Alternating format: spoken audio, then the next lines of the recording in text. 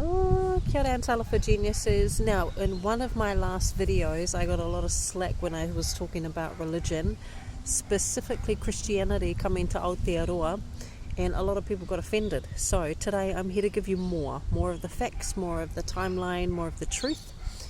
So let's get started in the information. We're going to actually look at the historical records, not just opinions, not just feelings.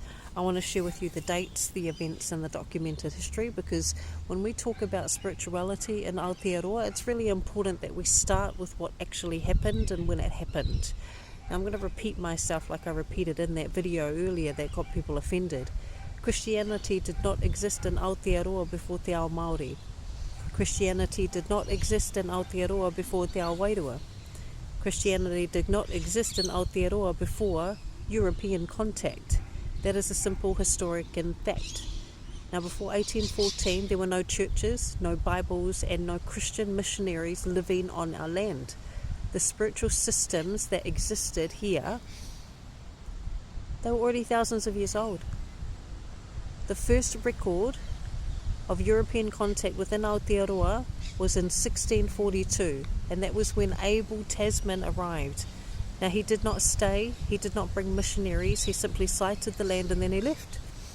The next significant European arrived was in 1769, and that was James Cook, and he arrived with the Endeavour. On the Endeavour, that was the name of the ship. Again, no missionaries came with him at that time. And then for the next 45 years after Cook's arrival, Aotearoa remained without any Christian presence. Māori continued to live accordingly to their own spiritual systems, their own laws, and their own relationship with the land, the sky, the birds, and the unseen world. Now, I want you to remember to subscribe to my YouTube channel so that you can watch the entirety of this video. Now, the first Christian missionary to set foot in Aotearoa was Samuel Marsden on the 25th of December 1814. Marsden delivered the first Christian sermon in Oihi Bay, which is in the Bay of Plenties, in the Bay of Islands. Okay?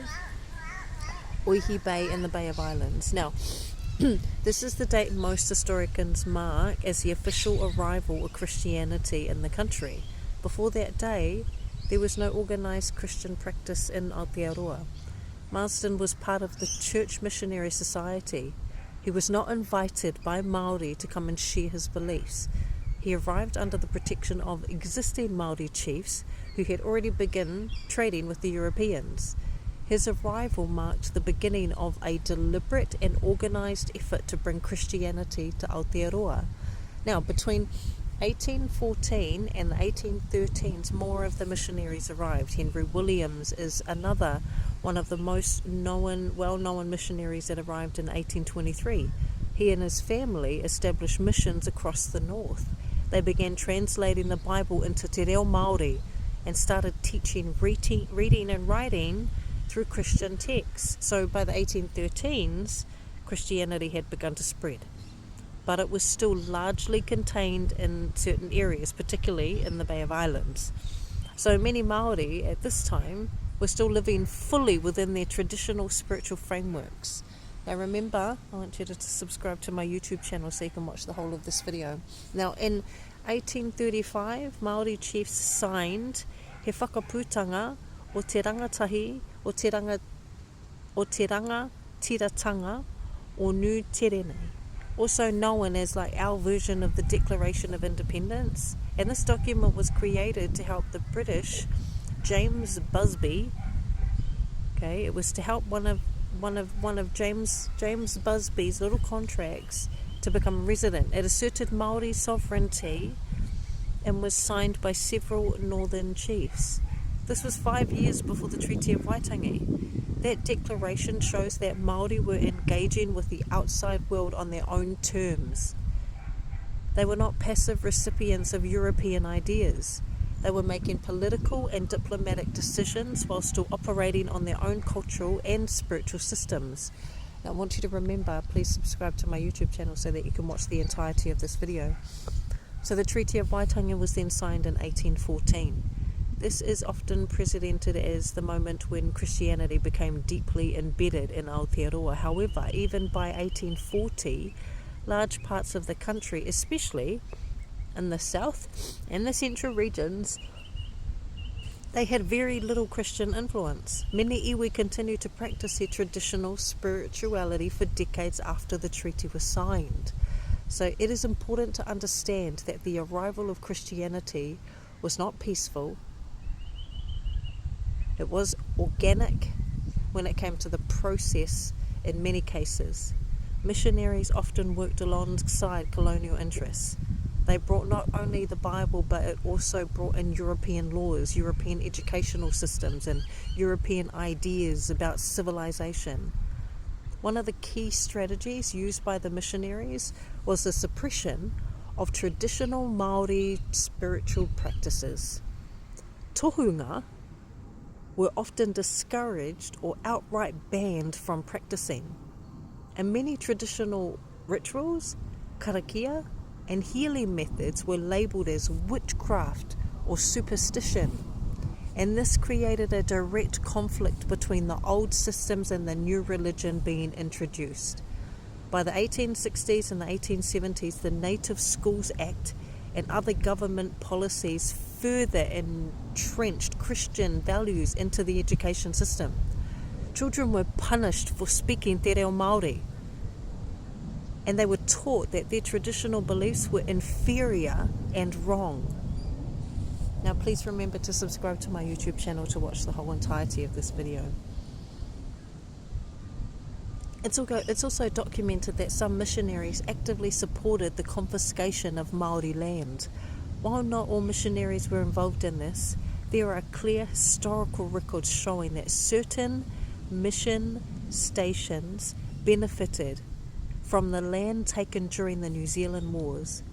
This created a situation where the same people bringing the message of Christianity were also connected to the loss of our whenua. These are not opinions. These are documented historical events that can be checked through government records, missionary journals, and academic research.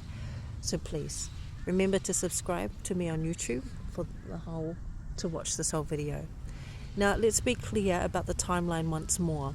Te ao Māori and Te ao Wairua existed in Aotearoa for hundreds, if not thousands of years before 1814. Our ancestors had sophisticated systems for understanding the stars, the moon, the tides, the seasons, and the spiritual forces that governed life. These systems were not primitive. They were highly developed and deeply practical, and they still are today.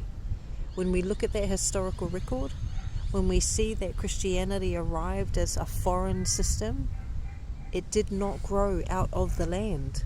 It was brought to Aotearoa by people who had a very different worldview. And that is simply what happened. Some people have asked, why does this matter? Why talk about something that happened over 200 years ago? The reason it matters is because the effects of that arrival are still being felt today. Many Māori were taught, either directly or indirectly, that their traditional spirituality was something to be ashamed of, that their ancestors were wrong, that their connection to the land and the elements was somehow less valid than a religion that came from across the ocean. This created a spiritual disconnection for many, many, many generations. This isn't about hating Christianity. It is about understanding what was here in Aotearoa before what was lost in the process. So remember to subscribe to my YouTube channel so you can watch this whole video. For me today, as a mother, as a woman, as a Māori, Samoan, Chinese who was born native in Aotearoa, as a spiritual leader, as a digital consultant, as an AI specialist, as a spiritual leader, my role is not to tell people what to believe. My role is to speak truth based on my own experience and historical record. I do not claim to be a historian. I do not claim to be a doctor. I do not claim to be a religious scholar. What I do claim is the right to look at the facts and speak about how those facts have impacted our people, our spirituality, and our nervous systems. When we understand the timeline, we can begin to understand why so many Māori today feel disconnected from their own spiritual heritage. We were told for generations that our ways were wrong, that our karakia was not as powerful as Christian prayers, that our connection to the elements was something to move away from rather than something to honour. The truth is that our ancestors had a direct relationship with the natural world. They understood the cycles of the moon. They tracked the movement of the stars. They had protocols for how to interact with the land, the sea, the unseen forces. These were not random superstitions. These were sophisticated systems developed over centuries of observation and relationship. When Christianity arrived, it did not arrive into a spiritual vacuum. It arrived into a land that already had its own highly developed spiritual framework. That framework was systematically undermined. Please remember to subscribe on YouTube for the whole video. So I want to be very clear about my position. I'm not here to attack people's faith. If Christianity brings some peace, comfort and connection to God, then that's your path. You choose that. But what I'm speaking to is the historical process by which one spiritual system was elevated above another through colonization. There is a difference between personal belief and the political use of religion. These two things are often confused, and that confusion is what creates so much of the backlash when these conversations happen. So please remember to subscribe on YouTube for the whole video.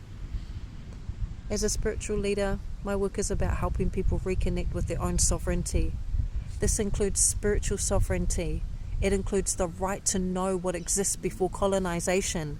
It includes the right to question systems that were imposed rather than chosen. It includes the right to return to practices that support the nervous system, the body, and the spirit without any shame. This is why I continue and I will continue to speak about these things. Not because I want to create division, but because I believe that truth is the foundation of real healing. When we know the full story, we can make clearer decisions about what we want to carry forward and what we want to release. The facts are available for anyone who wants to look. The dates are documented. The missionary records, they exist. The government policies, they're on record. The impact on Māori spiritual practices can be traced through oral, historical and written accounts. None of this is hidden. It is simply not often taught in a way that centres Māori as the experience workers, that centres Māori as the experts. When we look at that timeline with clear eyes, we see that Te Ao Māori was here first. When we're speaking about the originality of Aotearoa, we see that Christianity, it arrived later. Religion came after. We see that the process of that arrival involved both genuine belief and political power.